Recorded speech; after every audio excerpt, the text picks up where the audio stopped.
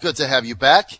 And joining us now is State Senator, Democrat, Northern Virginia, Scott Surovell. Scott, Senator Surovell, great to have you with us, man. 2018, Happy New Year. Happy New Year to you, John. I'm freezing my butt off right now in a parking lot, so I hope you're warm. You and me both now, put the inch on it and crank that heat up. Are you in Northern Virginia or at Richmond today? No, I'm waiting to go into the Arlington courthouse to argue one of my last cases I got to put to bed before session starts. So I'm here in the capital of liberalism in Northern Virginia. That's about for you. Well, that's about where you are. It's also a cold capital of liberalism now. Arlington, I just looked at the weather there while you were saying it. 8 degrees is what you're dealing with right now, and it's only going to be a high of 13 if things work out. So very chilly there. Thanks for joining us. Stay as warm as you can. So Scott Surovell, like you guys convene on the 10th, and the intrigue in the House seems to have been settled. The Republicans are going to maintain control. Cox is going to be the speaker. And we understand from our intel there's not going to be a lot of power sharing going on. Basically, Kirk Cox and the Republicans saying to the 15 newly elected Democrats there and Toscano in the Democratic caucus, basically, they're giving them the Happy New Year New Jersey salute. What do you make of the whole thing? I haven't had many conversations with the folks. I've been focused mainly on my own, getting my law practice to bed, and we've got a bunch of drafting deadlines this week. But, I've had a couple conversations, and, of course, I've listened to some segments from your show on YouTube and stuff. You and Ben have had some interesting conversations this week about that. But, yeah, I've heard last night we picked a judge in Fairfax, so about 25 of us got together to talk about that, and we chatted a little bit about what was going on. I know there's definitely a concern about whether or not the Republicans are going to honor the historical tradition in the House of Delegates of proportional representation on committees. That historically has always been the way the House of Delegates was run. The Senate has not been run like that, but the House has, and a departure from that would be a major change in Virginia. But I've heard that there's ideas being tossed around by the GOP to just basically throw that out, and so even though it's a one-vote margin on the floor, having bigger votes in the Senate, and that could be really disruptive if they really start upending rules like that.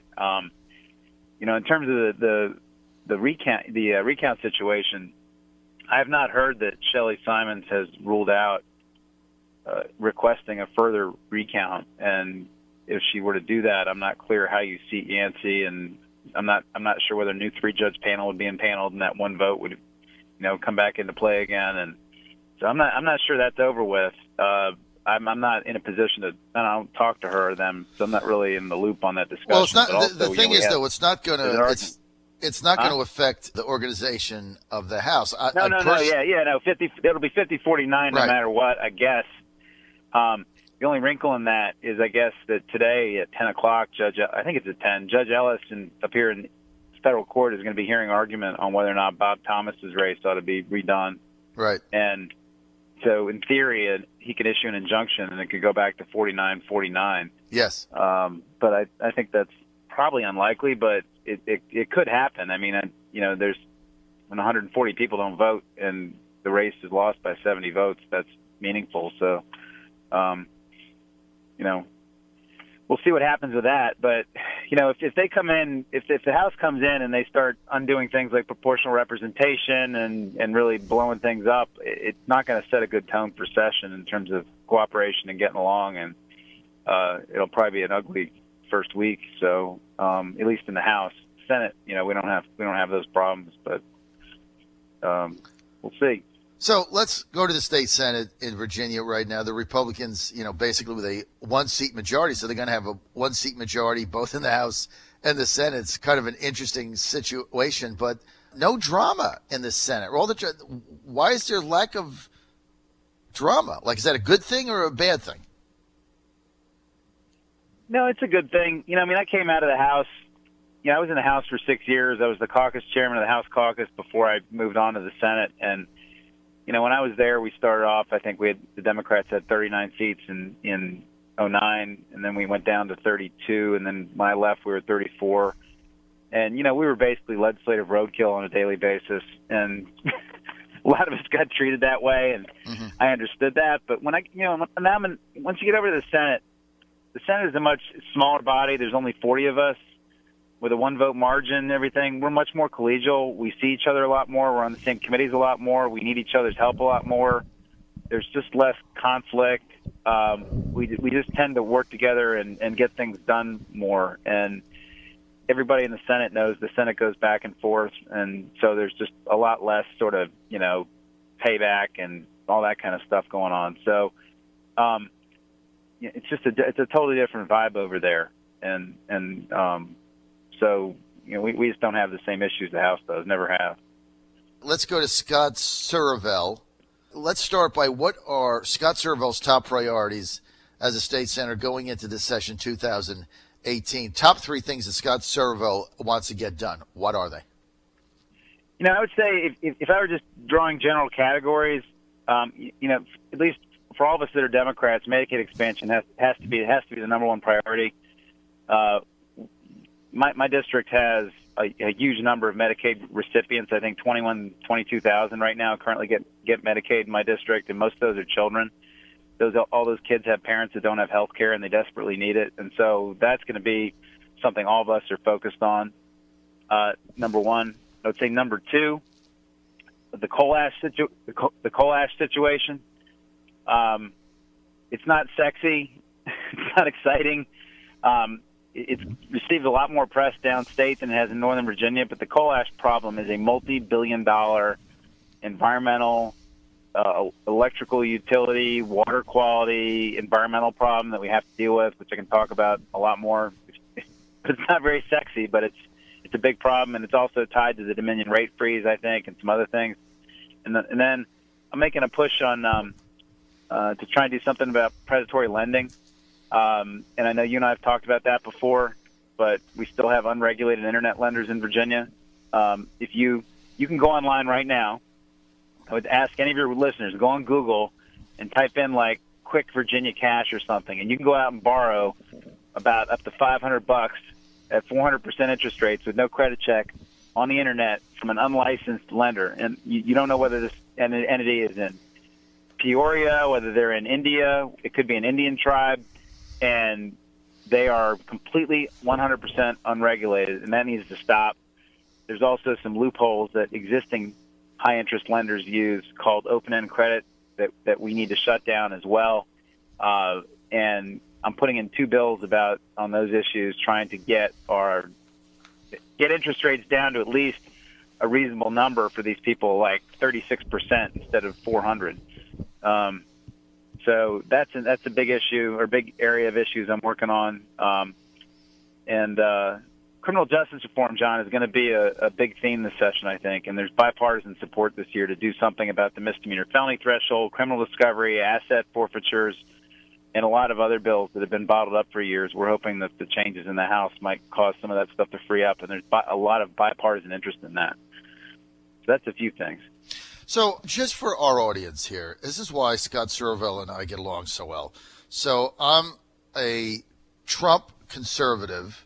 Scott Surovell, you would put him in the progressive Democratic category, I think, right? Even though we hate labels, that probably is where you'd fit. Is that a fair assessment, Scott? Sitting here in my hybrid, about to go get my Starbucks latte. I might snort some tofu later this afternoon, but yeah, most people would call me that. Okay, so let's look at Senator Scott Surovell's top priorities. By the way, we're with Senator Scott Surovell, a state senator, Northern Virginia, Democrat, and that is basically Scott serves the part of Fairfax, part of Prince William and Stafford, and he represents District 36. He also represents Carly Fiorina, one of her constituents, but he can't meet her because she will not let him in her gate, although he has tried many times to, see if he can do anything for her as a constituent, but can't get in the gate. But let's take your 4 things, okay? I agree with all of them. This is why we have such a great relationship, and my show is so much fun. Let's take Medicaid expansion. It is lunacy for Virginia not to expand Medicaid now to 400,000 working Virginians who fall in the gap. Absolute lunacy not to do this, because the Republicans have already showed their hand when they tried to repeal and replace Obamacare. All the Republican states that expanded Medicaid were all protected with government funding that going forward in perpetuity.